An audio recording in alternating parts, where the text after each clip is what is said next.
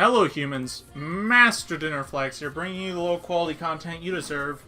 And today I'm going to go over what I would consider the final version of the Noble Knight Extra Link deck. Now, the one I had before, it was finished, but it was finished in the fact that I didn't know everything about the deck still.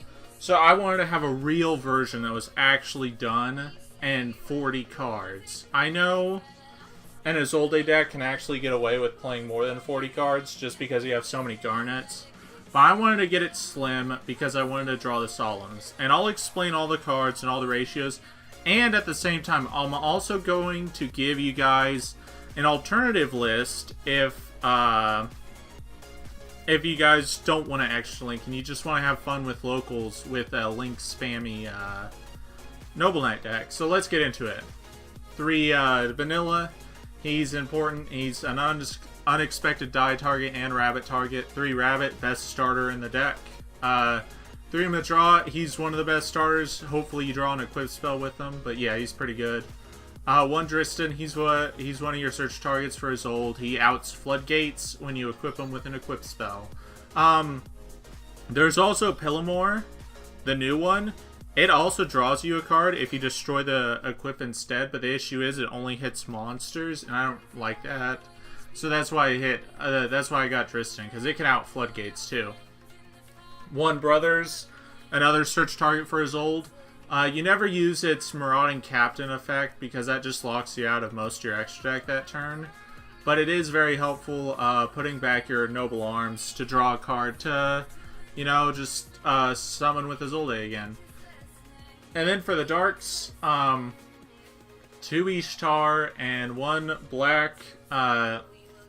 These guys, you don't need to max out on them like it was with 3 Ishtar. But you do want more than 2, I feel. Because if you draw 1, it's kind of bad. And you always want to cycle them with each other. You always want to give Armageddon and Greffer value. And if you draw a Greffer, drawing one of these is really good. Not to mention, black is actually a really cool toolboxy one. And he's helpful with like when you're drawing into Madrad's late game or the normal's late game as well. He's very, very good with that. And then 1 Lady of the Lake. So it's actually better to draw because this is the one that has Firewall in it. And if you draw it in the Firewall combo, it means at the end of your turn, Firewall will have 2 bounces online, but since this is a Firewall version, you don't need to draw it because you're playing Dawn Knight. And Dawn Knight, you usually summon it from Summon Sork, and when it's sent from the field to the grave, you send a light from your deck to the grave, aka Lady of the Lake. It's still better to draw, but it's whatever, because getting to Dawn Knight is more consistent than getting to Lady of the Lake. And then we got 3 Malicious. Now this is going to be kind of weird. 3 Malicious, but 1 Arma and 1 Greffer. Because usually you actually summon these from the deck with Isolde. And if you're summoning them from the deck, you don't really need to draw them. They're just kind of helpful if you draw them in like an unexpected die or a warrior extender. So yeah, that's about it. You never want to draw multiples of these. They don't help your hand. They just make it worse when you have too many.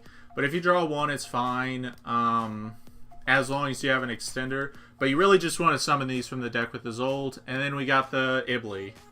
Then we got 3 unexpected die. We're playing a deck with normal monsters that need to get normal monsters in the grave. So you need this. 2 Caliburn. 2 Guillotine.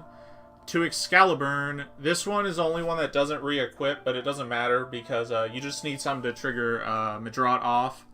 And we got Arfidateur, very good at popping back row. It's actually probably my favorite equip spell in this deck. I really like it. And then we got 1 Destiny. It's kind of like the... I don't know how to explain it. But the reason Phoenix Blade is not in here because I assume it's just going to get banned very, very soon. But if you want to play Phoenix Blade, just cut one of the Excaliburns, because it just makes free discard fodder with the Nightmares. But anyways, all these 4 Noble Arms are actually really important, because if you equip them to a random Noble Knight, before you make Isolde. It allows Isolde to play around Ghost Ogre for the search, and allows to play around, it allows it to play around the search from Ghost Ogre and Ash Blossom. So that's actually really, really important. So at least you get a search for the follow-up if they decide to Ghost Ogre you trying to summon. And you'll still get the summon if they Ghost Ogre you at that point. And for the rest of the spells, Rhoda, Soul Charge, Reborn, these cards are way too powerful. Rhoda is like, it's just an upstart, but Soul Charge should be banned. No doubt about it. Then for the traps, 3 Scolding and 1 Judgment. So a lot of people say, why do I play Scolding? Well, this is one of the few decks in the game where Scolding is actually better than any other trap card you can play in this deck. Because if you summon a king, you are now occupying 3 of your 5 spells and traps.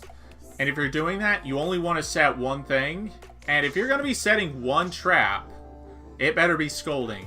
Not only that, this deck actually gains quite a bit of life with Caliburn. Like, in a collective of 2 to 3 turns, you've already gained back what you paid for Scolding.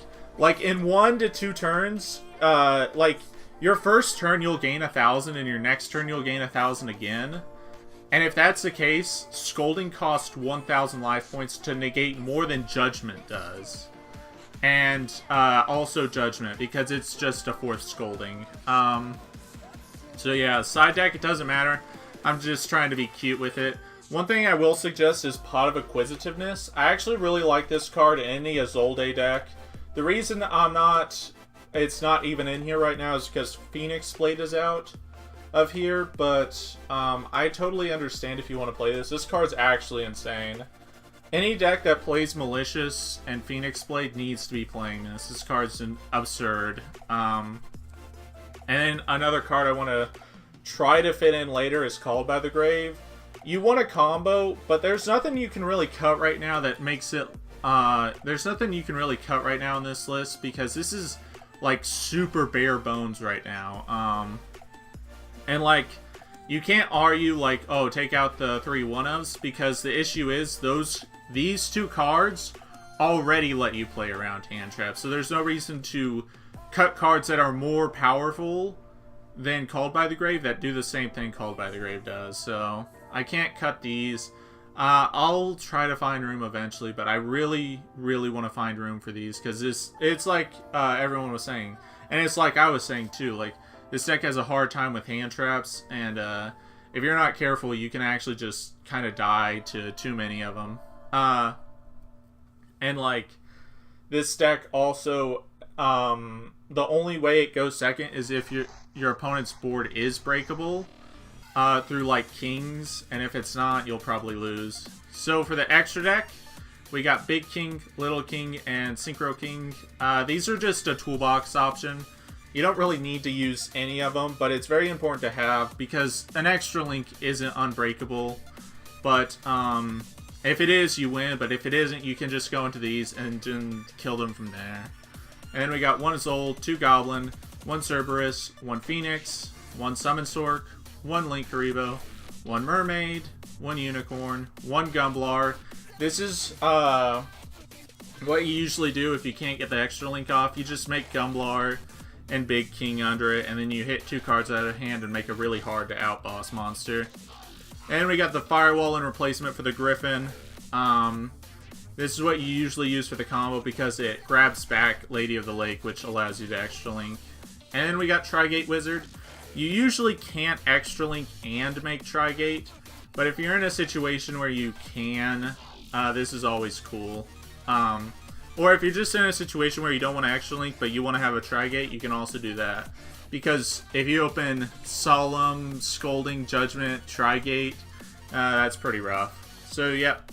That's about it for the extra link version. Now, I'm going to show you the one that if you want to have more fun with it, if you want to have more fun, you're not trying to extra link, you're just trying to, how do I put it? You're just trying to have fun at locals. I would suggest this version instead, because this version, it's a little more, how do I put it, Noble Knight oriented. And what I mean by that is, like, this is more based on playing Noble Knights. It's pretty much the same list except no Ibli. But the extracts changed. There's no extra linking involved. And there's more, like, Noble Knight stuff. Like 2 big kings, 1 little king, 1 Brio king, 1 Synchro king, and a Wayne. Wayne is for certain combos where you can summon brothers out of the hand to get a draw. Now, in here, I'm missing Durandal, actually, but that's one of the cards you play is Durandal. Because you can make Durandal with a Wayne and a level 5 Noble Knight, but you can also make it with just random certain things as well. But yeah, that's about it. Thank you all for watching. Hopefully you enjoyed this video. And if you have any other suggestions, let me know, because it was on the comments of John's channel to tell me about Dawn Knight, and Dawn Knight is actually really good in the deck. I just, like, I heard about it before, but I didn't realize that as long as Firewall's in the game, Dawn Knight just makes Lady of the Lake super consistent. So yeah, that's about it. Thank you all for watching, and remember, Master DinnerFlax will take your soul.